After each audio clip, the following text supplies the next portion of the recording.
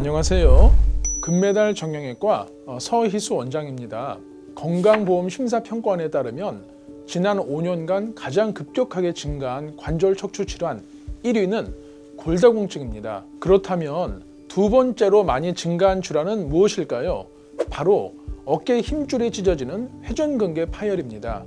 오늘은 어깨 회전근개 파열의 치료법을 선택할 때 수술과 비수술 치료 중에서 과연 어떤 방법을 선택해야 하는지 각각의 장단점에 대해서 말씀드리겠습니다. 어깨에는 팔을 움직여주는 중요한 힘줄 4개가 있는데요. 이를 회전근개라고 합니다. 어깨 회전근개 파열은 이러한 힘줄이 노화나 외상으로 찢어지는 질환이에요.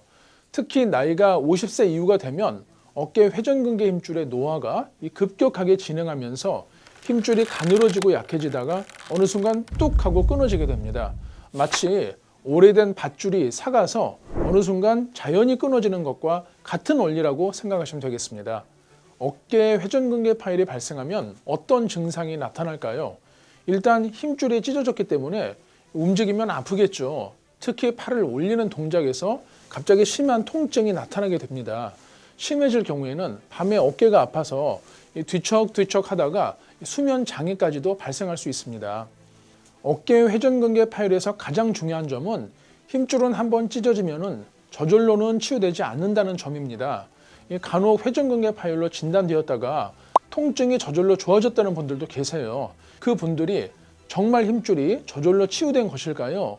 사실은 어깨 힘줄이 파열되기 시작할 때는 아프다가도 아예 많이 찢어지게 되면 통증이 사라집니다. 마치 손톱 옆이 벗겨질 때는 아프다가도 확 잡아 뜯으면 통증이 없어지잖아요. 이것과 비슷한 원리라고 생각하시면 됩니다.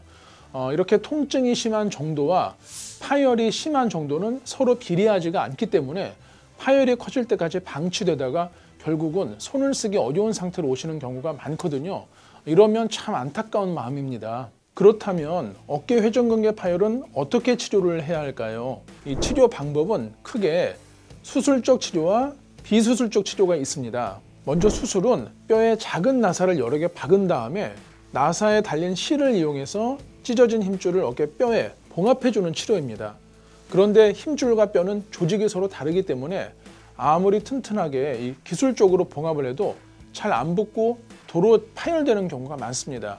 여러 가지 연구에 따르면 수술 후 재파열되는 빈도가 최소 20% 이상에서 많게는 50% 이상까지도 발생한다고 합니다. 이렇게 수술 후에 재파열이 발생할 경우에는 파열이 처음보다 더 커지는 경우가 많고요.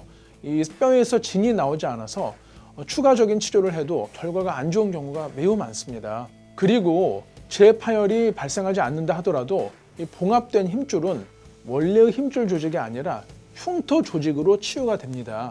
따라서 이 구조적으로는 찢어진 힘줄이 마치 붙어 있는 것처럼 보여도 조직 자체가 약하고 질이 떨어지기 때문에 원래의 기능만큼 회복되지 않는다는 것이 학계의 정설입니다.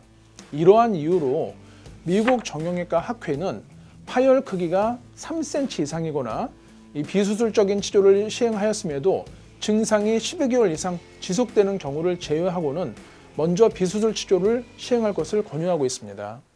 한편 비수술적 치료법은 크게 재활 운동과 생물학적 치료로 나뉘어집니다. 재활 운동 중에서 이 스트레칭 운동은 염증으로 이 굳어진 어깨를 유연하게 해서 통증을 줄이고 어깨 운동 범위를 회복하는 데 도움을 주고요. 근력 강화 운동은 어깨 주변의 근육을 튼튼하게 함으로써 파열된 힘줄의 기능을 보상해주는 역할을 합니다. 이렇게 재활 운동은 회전근개 파열이 일으키는 대표적인 증상들, 염증으로 어깨가 굳어지고 아프며 근력이 약해지는 현상들을 완화시켜주기 때문에 수술 못지않게 매우 효과적인 치료 방법이라고 하겠습니다. 두 번째 비수술적 치료로는 생물학적 치료법을 들 수 있습니다. 이 생물학적 치료, 말이 조금 어려운데요. 수술하지 않고도 조직의 치유 성분이나 콜라겐 등의 생체 재료를 주입을 해서 노화되거나 손상된 조직이 잘 강화되고 재생되도록 하는 그런 치료법이 되겠습니다. 대표적으로 힘줄 강화술로 불리는 바이오 콜라겐 주입술이 있는데요. 치료 과정을 살펴보면 어깨 부분 마취 후에 정밀 초음파를 보면서 손상된 회전근개 힘줄에 콜라겐 등의 생체 재료나 조직 증식을 유도하는 이 치료제를 주입을 합니다.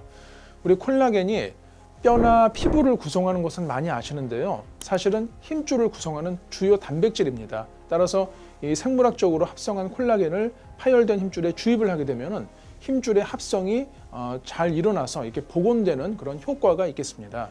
이후에 힘줄 조직의 분화를 촉진하는 치료제를 주입을 하면 손상된 힘줄이 더 잘 합성이 되겠죠. 이런 원리로 회전근개가 비수술적으로 강화 및 재생되는 것을 바로 이 바이오 콜라겐 주입술이라고 하겠습니다.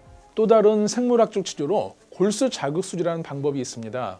이 골수 자극술은 어깨뼈에 1mm 크기의 미세한 구멍을 만들어서 이 골수가 흘러나오도록 하는 방법입니다. 골수 내에는 치유 성분이 다량 함유되어 있어서 힘줄의 재생을 돕는 효과가 있습니다. 회전근개 치료와 동시에 골수 자극술을 시행을 하면은 이 치료 후에 재파열되는 빈도가 크게 낮아진다는 그런 보고가 많이 있기 때문에 임상에서 많이 사용되고 있습니다. 이러한 생물학적 치료들은 공통적으로 부분 마취 하에서 시술 후 당일 퇴원이 가능합니다. 또한 바로 일상생활이 가능하기 때문에 바쁜 이 직장인들이 큰 불편 없이 비교적 간편하게 받을 수 있는 장점이 있다라고 말씀드릴 수 있겠습니다. 오늘은 어깨 회전근개 파열의 치료에 있어서 수술과 비수술의 장단점, 어떻게 선택을 하면 좋을지 알아보았는데요. 치료를 결정하기 전에 반드시 파열 크기나 환자분의 나이, 직업, 취미, 그리고 활동 정도를 종합적으로 고려해서 내 몸 상태에 가장 적합한 치료를 결정하는 것이 무엇보다 중요하겠습니다. 즉, 무조건 수술이 아니면 안 된다, 혹은 이 치료를 받으면 무조건 낫는다, 이런 말에 너무 현혹되지 마시고요. 어깨 정형외과 전문의의 도움 하에서 내 몸에 맞는 현명한 결정을 하시기를 당부드리고 싶습니다. 마지막으로 또 말씀드리고 싶은 것은 수술이나 비수술 치료 모두 공통적으로 치료 후에도 꾸준한 관리 및 재활 운동이 필요하다는 점입니다. 어떤 치료가 되었던 한 번 손상된 힘줄을 원래대로 완전히 복원하는 것은 현대의학으로는 불가능하거든요. 따라서 무거운 물건을 어깨 높이 이상으로 올린다든지 힘이 많이 들어가는 운동은 조금 삼가시는 것이 좋겠고요. 또한 꾸준한 재활 운동을 통해서 어깨 주변의 근육을 키워주시는 것이 바람직하겠습니다. 지금까지 금메달 정형외과 서희수 원장이었습니다. 감사합니다.